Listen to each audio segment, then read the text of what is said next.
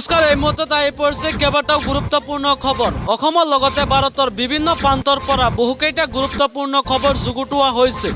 নিতৌ এনেকুৱা খবৰসমূহ পাই থাকিবলৈ চেনেলটো ছাবস্ক্ৰাইব কৰি ভিডিঅ'টোত এটাকৈ লাইক কৰি দিব। আগন্তুক 5 দিনত ৰাজ্যত হ'ব ধাৰাসাৰ বৰষুণ। বৰষুণৰ লগতে বতাহেও কোবাই যাব অসম তথা উত্তৰ পূৰ্বাঞ্চলক। বৰষুণৰ লগতে শিলাবৃষ্টি আৰু গাজনিও অহাৰ সম্ভাৱনা। বতৰ বিজ্ঞান কেন্দ্ৰই জাৰি কৰিছে সতৰ্কবাণী।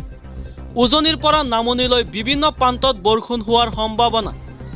অসমকে ধৰি উত্তৰ পূৰ্বাঞ্চলৰ কেইবাখনো জিলাত বৰষুণ হোৱাৰ সম্ভাৱনা। নাগালেণ্ড, মণিপুৰ, মিজোৰাম, মেঘালয়, ছিকিমতো ধাৰাসাৰ বৰষুণ হোৱাৰ সম্ভাৱনা ব্যক্ত কৰিছে কেন্দ্ৰীয় বতৰ বিজ্ঞান কেন্দ্ৰই। উচ্চতৰ মাধ্যমিক পৰীক্ষাত উত্তীৰ্ণ হোৱা ছাত্ৰীক স্কুটি দিয়াৰ প্ৰসংগত ডাঙৰ মন্তব্য। প্ৰথম বিভাগত উত্তীৰ্ণ হ'লেই নাপাব স্কুটি। স্কুটি দিয়াৰ বাবে লোৱা হ'ব এক বিশেষ ব্যৱস্থা। এক নিৰ্দিষ্ট কাট অফ মাৰ্ক নিৰ্ধাৰণ কৰা হ'ব স্কুটি দিয়াৰ বাবে। এই প্ৰক্ৰিয়া আধাৰতে ছাত্ৰীসকলক দিয়া হ'ব স্কুটি।